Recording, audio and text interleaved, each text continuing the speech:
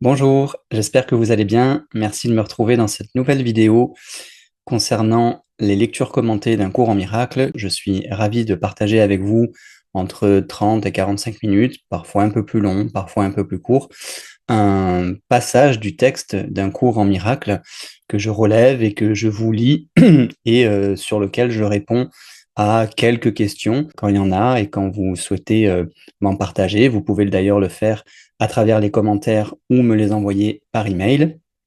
Et puis, si j'ai la capacité d'y répondre et de vous éclairer sur les questions posées, je le fais soit dans la vidéo du jour même, soit dans celle de la semaine qui suit. Voilà, pour aujourd'hui, j'ai sélectionné deux passages qui sont issus du chapitre 4, les récompenses de Dieu, et un passage sur la création et communication. Je répondrai à trois questions que j'ai sélectionnées et puis j'aime bien en fin de vidéo vous partager une réflexion qui est issue du passage qui a été lu aujourd'hui et qui nous laisse glisser tranquillement dans quelques minutes de méditation en silence afin d'intégrer, de ressentir dans son corps et dans ses cellules la beauté et la puissance du partage d'un cours en miracle. Je m'appelle Lucian, je suis accompagnant en soins énergétiques. Mon but est de reconnecter au cœur, à l'amour de soi, qui est pour moi un élément de guérison, l'agent de guérison le plus puissant. Et je vous le propose à travers des soins énergétiques, à travers un accompagnement et une lecture du design humain, qui est un outil de connaissance de soi. Et puis, si vous aimez ce genre de format, vous pouvez vous abonner à la chaîne, laisser un commentaire, mettre un pouce si vous le souhaitez. Voilà, évidemment, vous le savez que ça aide les créateurs que nous sommes à vous proposer du contenu gracieusement sur YouTube. Pour commencer, j'aimerais déjà rappeler, comme à chaque fois, que j'ai évidemment les autorisations par écrit de la fondation américaine Un cours en miracle, qui m'a autorisé très aimablement à partager avec vous donc le contenu du livre de manière segmentée, en vous lisant quelques passages, en les commentant et en répondant à vos questions. Donc voilà, je les remercie chaleureusement pour cet accord qu'ils ont bien voulu m'offrir. Pour commencer, je vous invite à simplement respirer tranquillement, souffler. Je vous rappelle également, pour ceux qui arrivent euh, sur cette vidéo comme étant la première, qu'il y en a d'autres. Vous pouvez regarder toutes les vidéos d'un cours en miracle dans la playlist Voix du cœur, Voix du cours. Et puis surtout, et principalement, d'écouter les enseignements, de les laisser vibrer dans vos cellules, dans votre corps, dans votre cœur. Notre être sait très bien comment se souvenir de cet enseignement qui est d'une impeccabilité redoutable, d'une radicalité aussi évidente, puisqu'il n'y a pas de compromission dans l'enseignement du cours. Mais c'est quelque chose, en tout cas moi, qui me parle énormément depuis de nombreuses années et que j'ai grand plaisir à vous partager, mais qui, je pense, résonne au fond de nous d'une certaine manière, puisqu'il exprime une forme de vérité qui dépasse toute perception pour rentrer dans la connaissance de soi. Le cours nous invite à penser différemment, penser de manière alignée avec le Saint-Esprit. Donc, c'est se dissocier dans la compréhension et dans la profondeur de notre esprit de la perception qui est issue de l'ego, d'une projection illusoire de ce qu'on vit majoritairement, avec la connaissance réelle et unique, divine et de Dieu, dont nous sommes issus en fait. Donc, il peut y avoir des mots à connotation judéo-chrétienne, justement comme Dieu, Jésus, etc., expiation, des mots comme ça. Pour ma part, ça fait bien longtemps que je suis passé au-delà de ça, et ça élimine toute relation de près ou de loin avec quelconque religion, notamment judéo-chrétienne, à laquelle je n'adhère pas forcément. Par contre, le fondement du texte, la transmission, l'impeccabilité dont il fait preuve, en tout cas à mon ressenti, mérite d'être partagé évidemment tel quel, mais je me dissocie de tout comportement religieux, attrait, dérive, etc., quelle qu'elle soit d'ailleurs, pas uniquement la religion judéo-chrétienne. Je ne suis pas du tout dans cette dynamique-là en vous partageant le cours, mais force est de constater que le cours emploie des termes à connotation judéo-chrétienne évidents. Voilà, je vous invite à fermer les yeux, à part si vous écoutez cette vidéo en voiture, évidemment, mais si vous êtes tranquillement installé chez vous, voilà, vous pouvez l'envisager comme un podcast, et puis simplement peut-être fermer les yeux, se détendre, prendre 2, 3 grandes respirations, afin de se donner la possibilité d'écouter le texte que je vais vous partager avec son cœur, avec ses cellules. Et même s'il n'y a pas de compréhension mentale, c'est pas grave. Laissez faire. Encore une fois, votre corps, votre être sait exactement comment appréhender cet enseignement.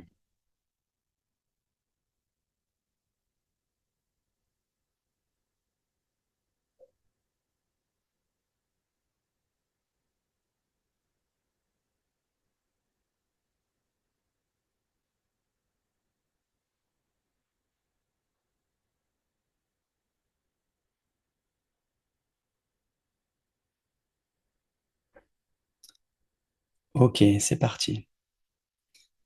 Les récompenses de Dieu.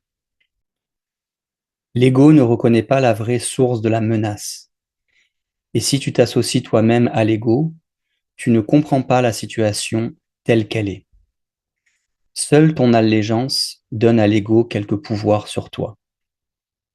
J'ai parlé de l'ego comme s'il s'agissait d'une chose séparée, agissant d'elle-même.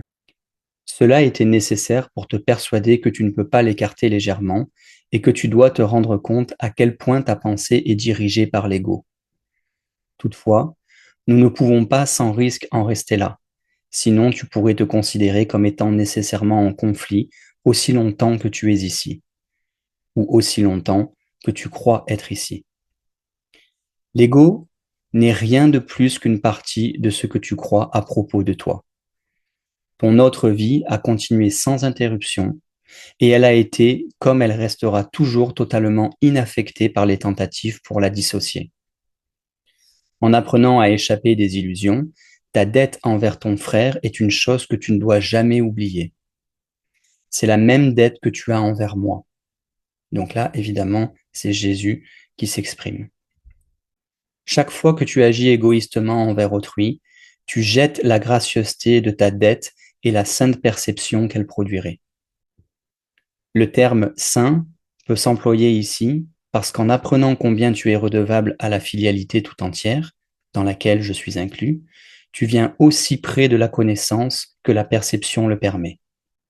Le fossé est alors si mince que la connaissance peut facilement le franchir et l'oblitérer à jamais.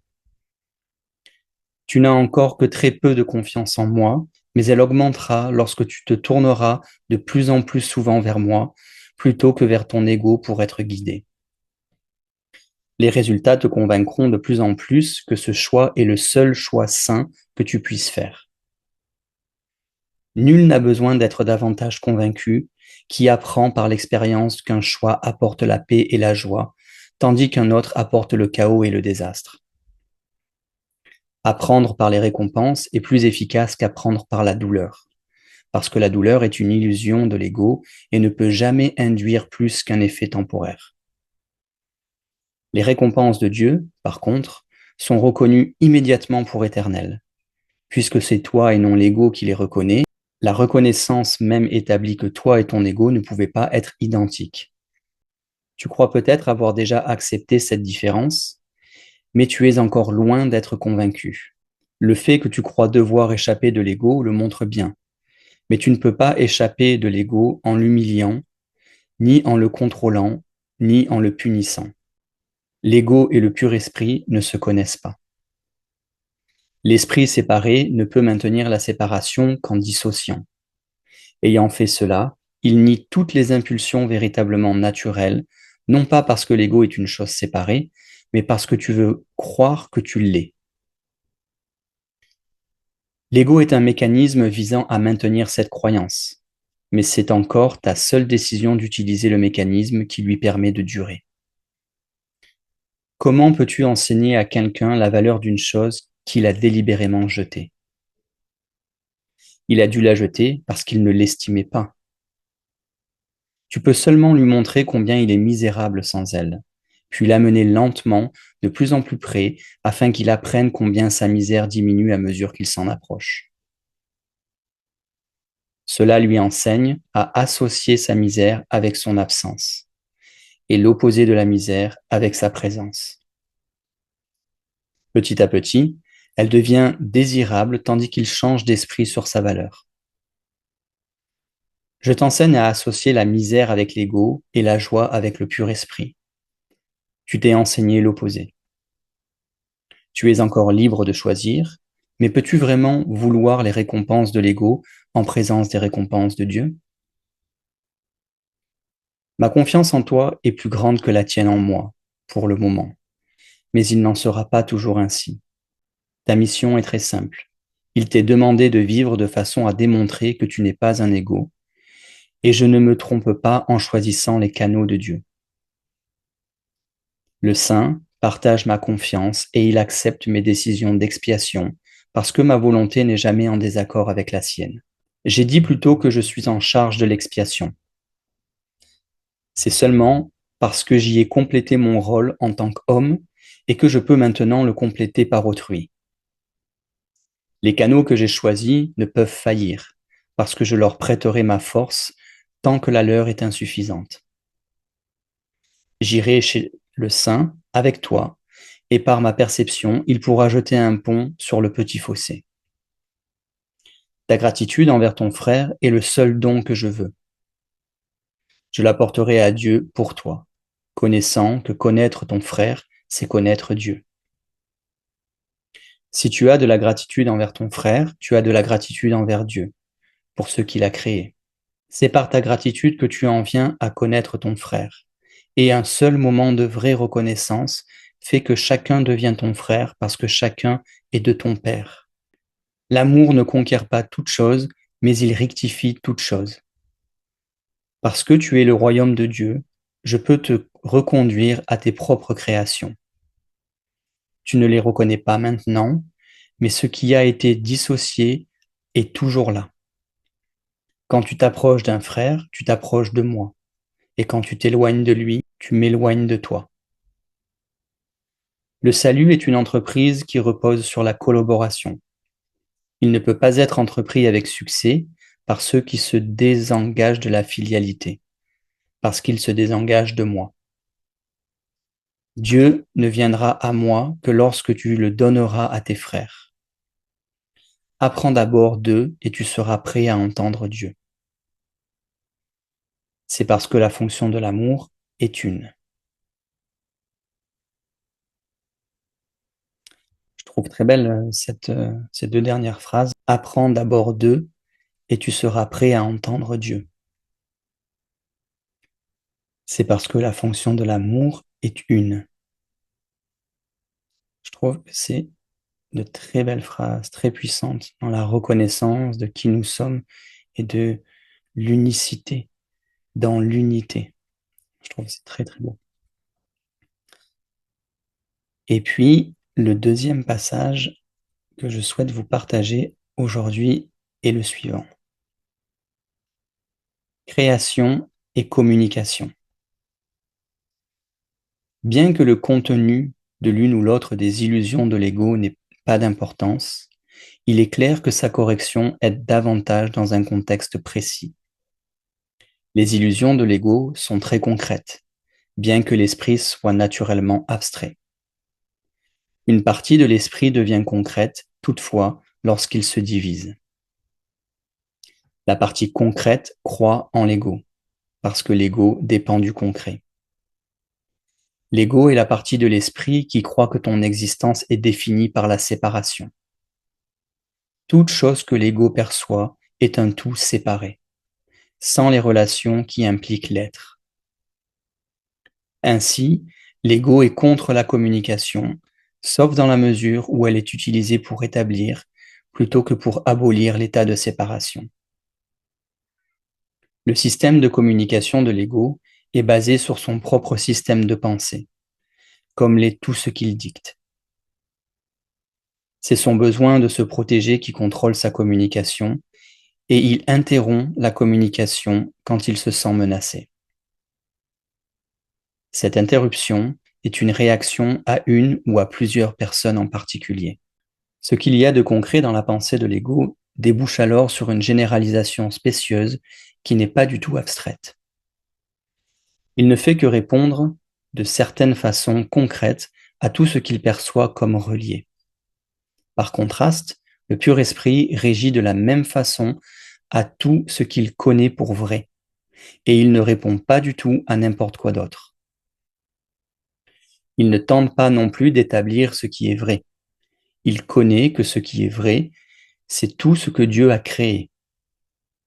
Il est en communication complète et directe avec chaque aspect de la création, parce qu'il est en communication complète et directe avec son Créateur.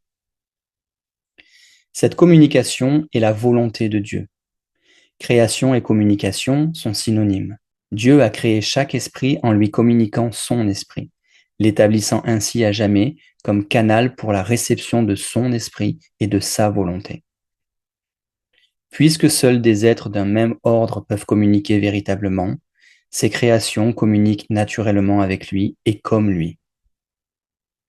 Cette communication est parfaitement abstraite, puisque sa qualité est universelle dans son application et n'est sujette à aucun jugement, aucune exception ni aucune altération. Dieu t'a créé par cela et pour cela. L'esprit peut distordre sa fonction, mais il ne peut pas se doter lui-même de fonctions qui ne lui ont pas été données.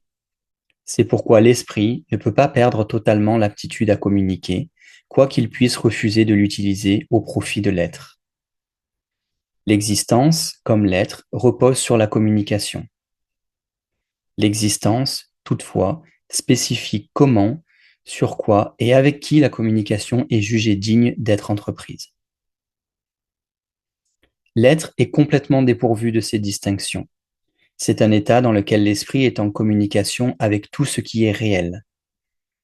Dans la mesure où tu te permets que cet état soit tronqué, tu limites le sentiment de ta propre réalité, qui ne devient total qu'en reconnaissant toute la réalité dans le contexte glorieux de sa relation réelle avec toi. C'est cela ta réalité. Ne la profane pas et ne recule pas devant elle. C'est ta vraie demeure, ton vrai temple et ton vrai soi. Dieu, qui englobe tout être, a créé des êtres qui ont tout individuellement, mais qui veulent le partager pour augmenter leur joie. Rien de réel ne peut être augmenté, sauf en partageant. C'est pourquoi Dieu t'a créé. L'abstraction divine se fait une joie de partager. C'est ce que signifie la création. Comment, quoi et à qui, cela est sans rapport parce que la création réelle donne tout, puisqu'elle peut créer uniquement à l'image d'elle-même. Souviens-toi, dans le royaume, il n'y a aucune différence entre avoir et être, comme c'est le cas dans l'existence. Dans l'état d'être, l'esprit donne tout, toujours. La Bible affirme maintes fois que tu devrais louer Dieu. Cela ne signifie guère que tu devrais lui dire comment il est merveilleux. Il n'a pas d'ego avec lequel accepter une telle louange, ni de perception avec laquelle en juger. Mais à moins que tu ne joues ton rôle dans la création, sa joie n'est pas complète parce que la tienne est incomplète. Et cela, il le connaît. Il le connaît en son propre être et son expérience de l'expérience de son Fils. Le flot constant de son amour est bloqué quand ses canaux sont fermés. Et il est seul quand les esprits qu'il a créés ne communiquent pas pleinement avec lui. Dieu a gardé ton royaume pour toi, mais il ne peut partager sa joie avec toi tant que tu ne la connais pas avec ton esprit tout entier. La révélation ne lui suffit pas parce que c'est une communication qui vient uniquement de Dieu. Dieu n'a pas besoin que la révélation lui soit rendue, ce qui serait nettement impossible, mais il veut qu'elle soit portée aux autres. Cela ne peut se faire avec la révélation proprement dite. Son contenu est inexprimable, parce qu'il est intensément personnel à l'esprit qui le reçoit. Il peut, toutefois, être rendu de cet esprit à d'autres esprits, par les aptitudes qu'apporte la connaissance venant de la révélation. Dieu est loué chaque fois qu'un esprit apprend à être entièrement capable d'aider. Cela est impossible sans être entièrement incapable de nuire, parce que les deux croyances doivent coexister. Ceux qui aident véritablement sont invulnérables, parce qu'ils ne protègent pas leur ego et ainsi rien ne peut les blesser. L'aide qu'ils apportent à autrui, c'est la louange qu'ils font à Dieu, et il leur rendra leur louange parce qu'ils sont comme lui, et ils peuvent se réjouir ensemble. Dieu va vers eux et à travers eux, et il y a dans tout le royaume une grande joie. Chaque esprit qui est changé ajoute à cette joie par son désir individuel de la partager. Ceux qui aident véritablement sont les faiseurs de miracles de Dieu, que je dirigerai jusqu'à ce que nous soyons tous unis dans la joie du royaume. Je te dirigerai partout où tu peux véritablement aider, et vers tous ceux qui peuvent être guidés par moi à travers toi.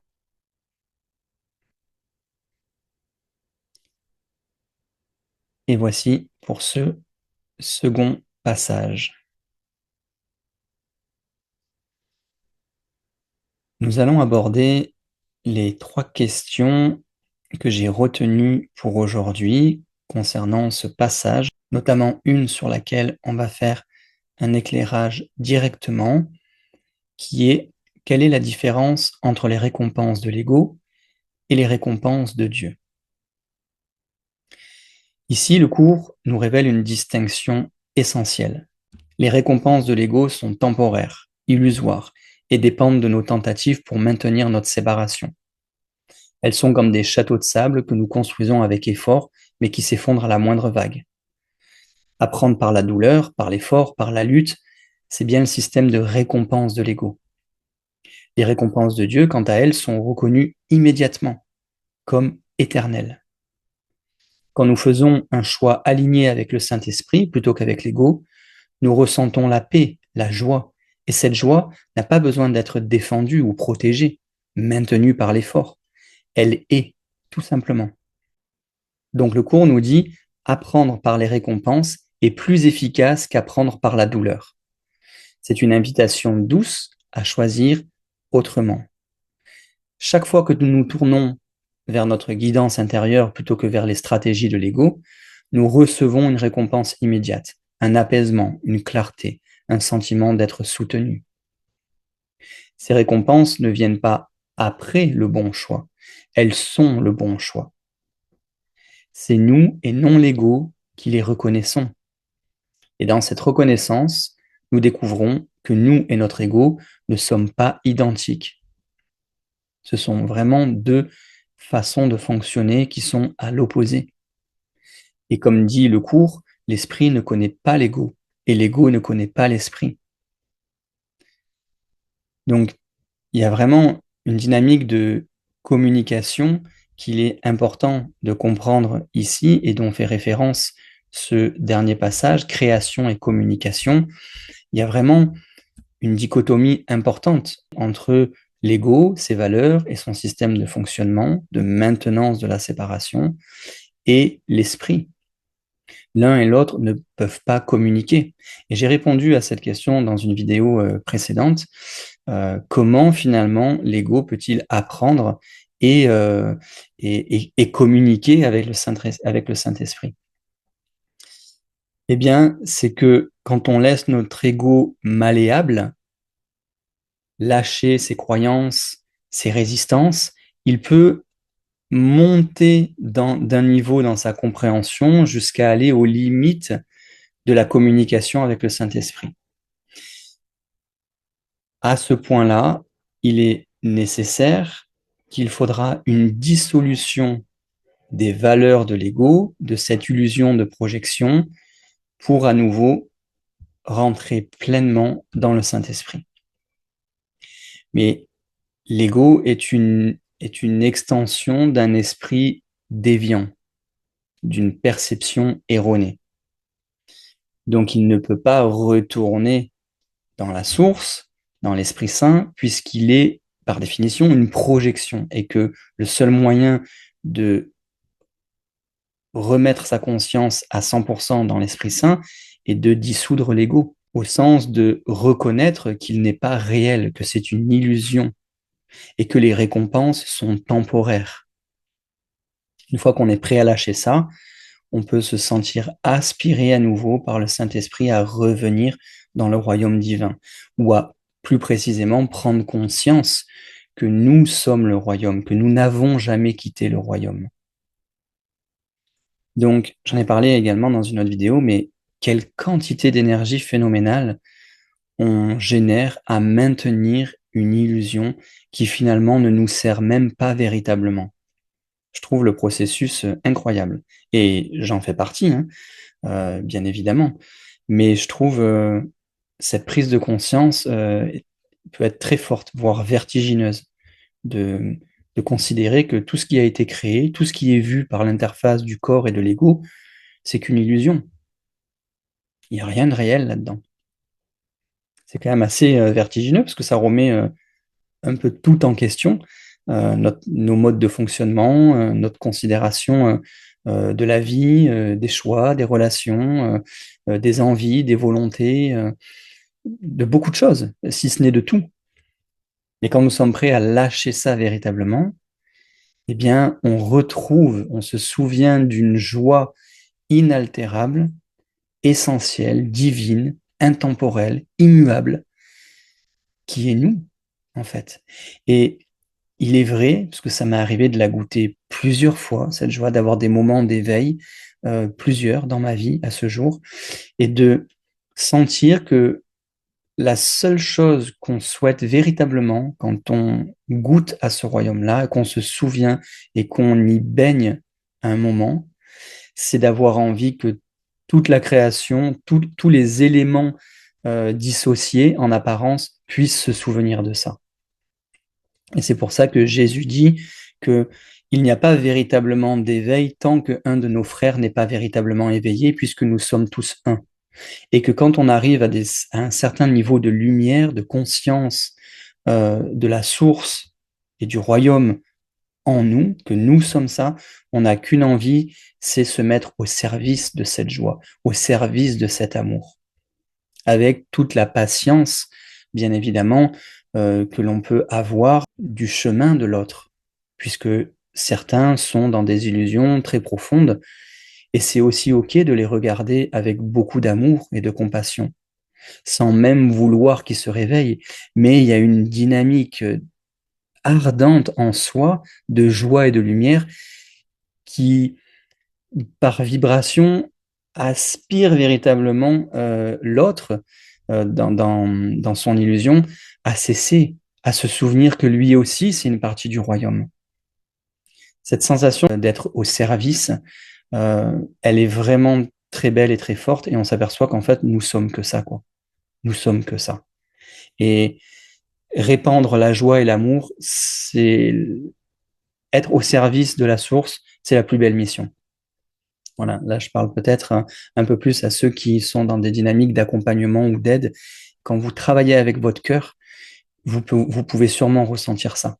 Où on est véritablement là que pour aider, hein, en fait.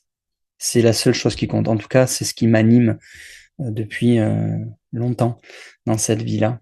Et c'est cette reconnaissance du service, de la stimulation du souvenir en l'autre. Voilà, par ma propre reconnexion à la source. Voilà. On va passer à la question 2. Alors, comment pouvons-nous concrètement reconnaître dans notre vie quotidienne si nous choisissons l'ego ou le Saint-Esprit comme guide?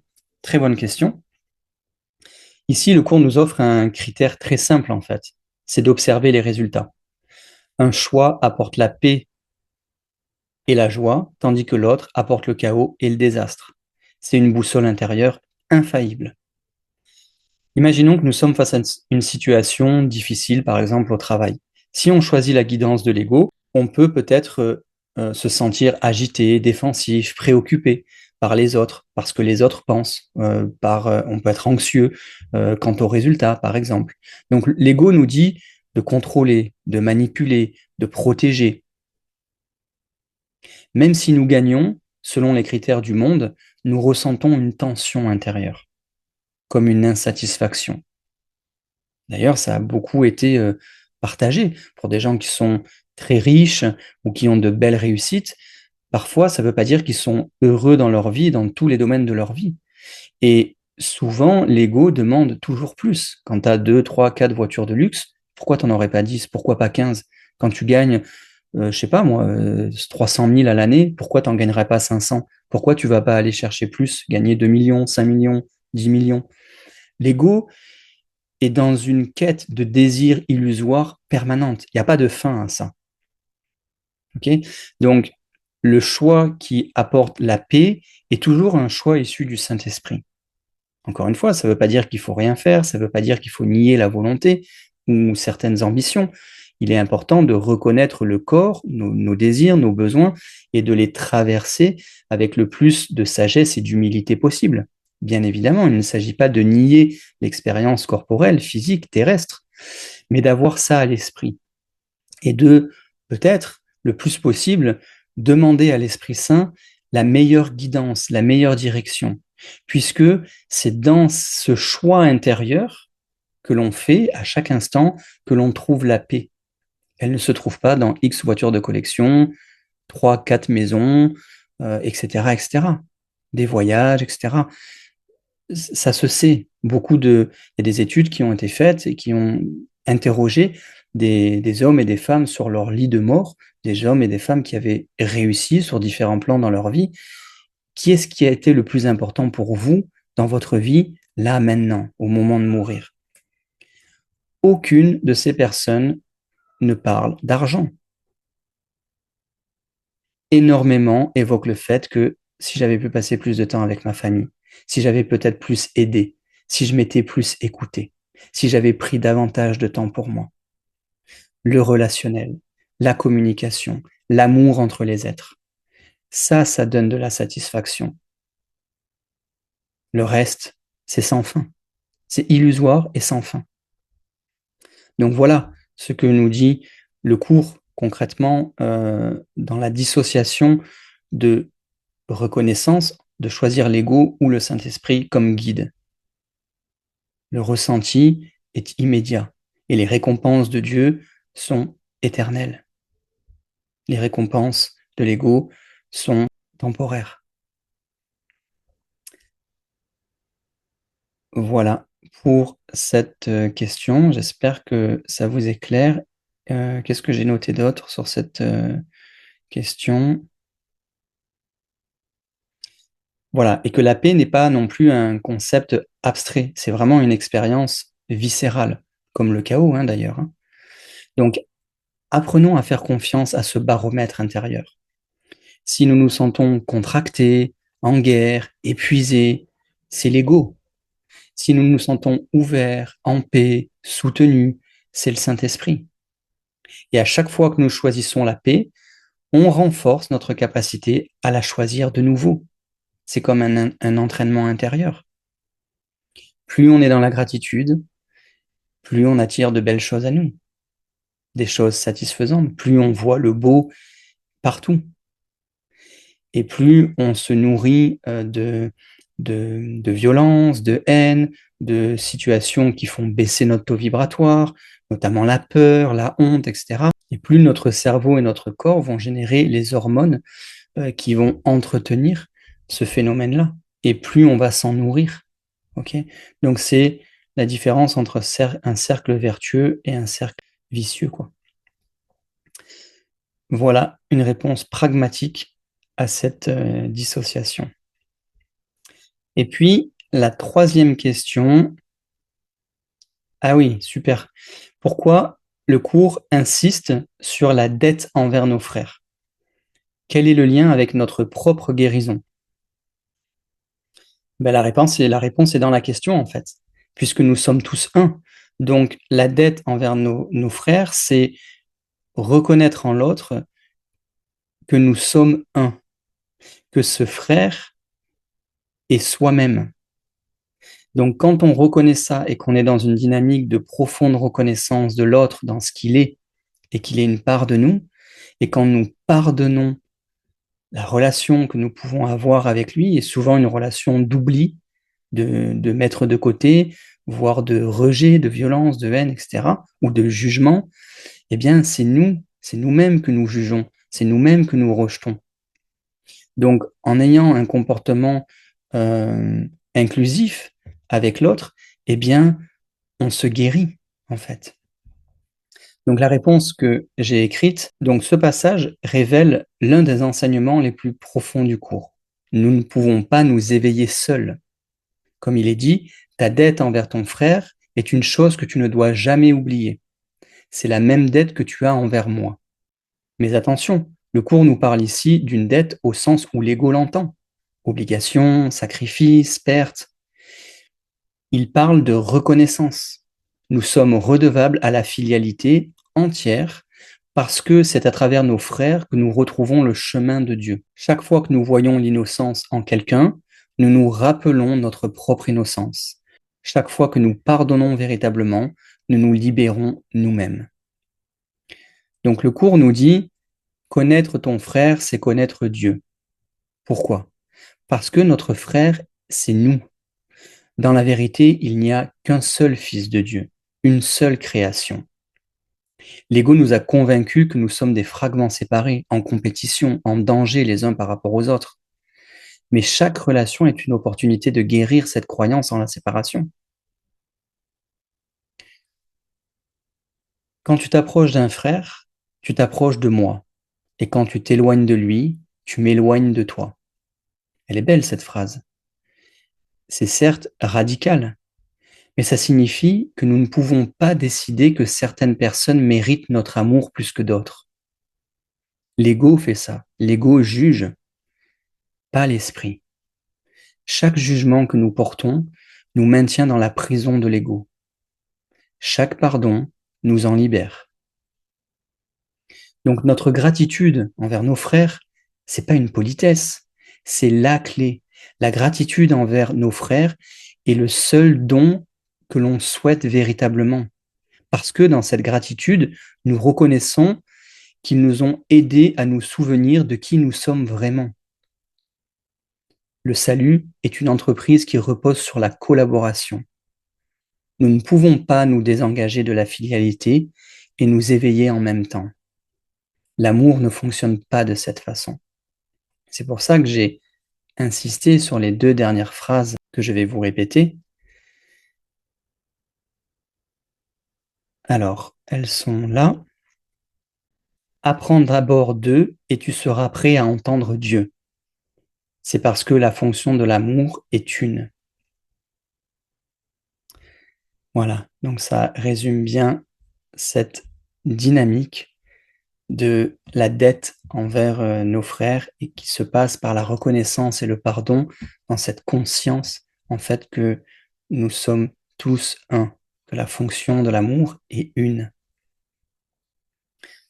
Et pour finir, j'aimerais vous partager une réflexion que j'ai écrite qui reprend un petit peu ce que nous avons partagé là et à la fin de laquelle je vous invite à glisser dans une méditation silencieuse de quelques minutes pour laisser intégrer tout ce qui a pu être partagé aujourd'hui. Cela n'a pas besoin d'être si difficile.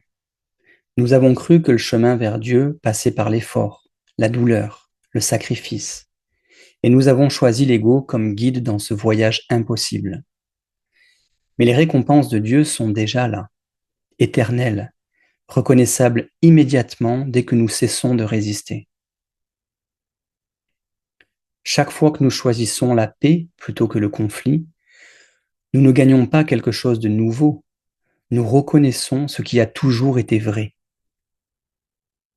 Nos frères ne sont pas nos adversaires, ils sont les miroirs de notre propre innocence oubliée.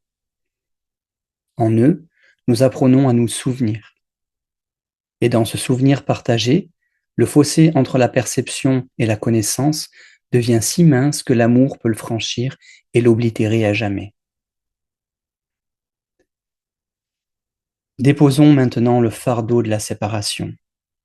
Laissons le Saint-Esprit nous montrer ce que nous n'avons pas pu voir seuls. Dans le silence, accueillons à présent les récompenses qui ne peuvent être perdues.